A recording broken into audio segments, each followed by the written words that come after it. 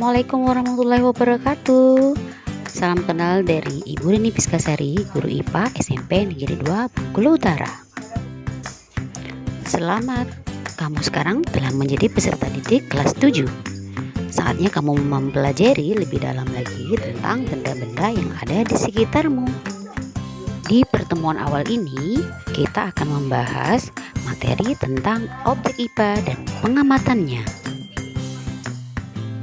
Benda-benda yang ada di sekitarmu dapat dipelajari melalui mata pelajaran ilmu pengetahuan alam atau IPA. IPA adalah ilmu tentang segala sesuatu yang ada di sekitarmu. Para ilmuwan mempelajari hal-hal yang terjadi di sekitarmu dengan cara melakukan serangkaian penelitian dengan sangat cermat dan hati-hati. Dengan cara itu, para ilmuwan dapat menjelaskan apa dan mengapa sesuatu yang ada di alam sekitar dapat terjadi, serta memperkirakan sesuatu yang terjadi saat ini maupun saat yang akan datang. Hasil temuan mereka dapat dimanfaatkan untuk kesejahteraan hidup manusia. Hasil temuan dalam bidang teknologi yang ada di alam sekitar seperti komputer, televisi, biji jagung hibrida, pupuk, dan lain sebagainya. Pada bab ini, kamu akan mempelajari apa yang diselidiki dalam IPA, bagaimana melakukan pengamatan, dan mempelajari pengukuran sebagai bagian dari pengamatan. Langkah awal untuk mempelajari benda-benda di sekitar kita dapat dilakukan melalui pengamatan atau observasi. Misalnya, pengamatan terhadap temanmu. Hasil yang diperoleh berupa deskripsi, misalnya tinggi badan, rambut hitam, kulit coklat, hidung mancung, mata sipit, dan lain-lain. Dengan hasil pengamatan ini, berbagai pertanyaan lainnya akan muncul. Misalnya, berapakah tinggi badannya? Berapakah massa tubuhnya? Dengan demikian, kamu perlu melakukan penyelidikan lebih lanjut sehingga akan memperoleh pemahaman yang lebih lengkap tentang temanmu tersebut. Dengan cara inilah IPA akan berkembang.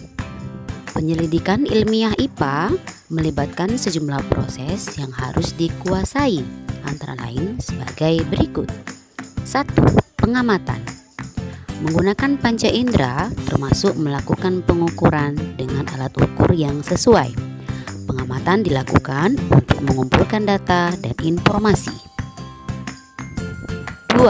Membuat inferensi. Merumuskan penjelasan berdasarkan pengamatan.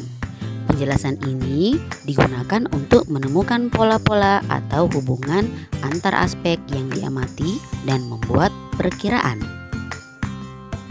3. Mengkomunikasikan.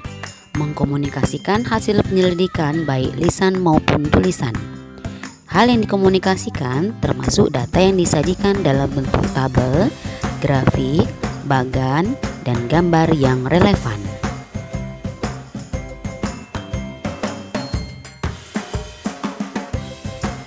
Keterampilan melakukan pengamatan dan mencoba menemukan hubungan-hubungan yang diamati secara sistematis seperti yang telah kamu lakukan sangatlah penting.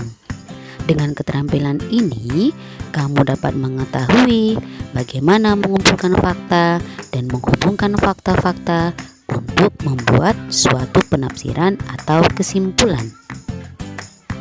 Keterampilan ini juga merupakan keterampilan belajar sepanjang hayat yang dapat digunakan bukan saja untuk mempelajari berbagai macam ilmu, tetapi juga dapat digunakan dalam kehidupan sehari-hari.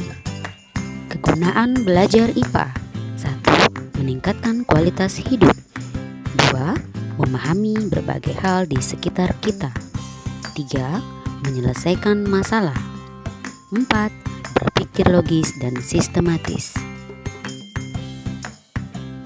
Objek yang dipelajari dalam IPA meliputi seluruh benda di alam dengan gejala interaksinya untuk dipelajari pola-pola keteraturannya.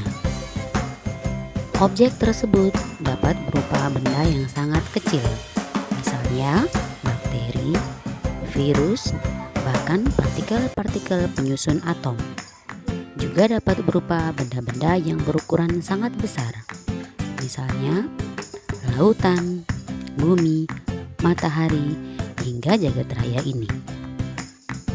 Pada saat ini, penyelidikan tentang alam telah menghasilkan kumpulan pengetahuan yang demikian kompleks.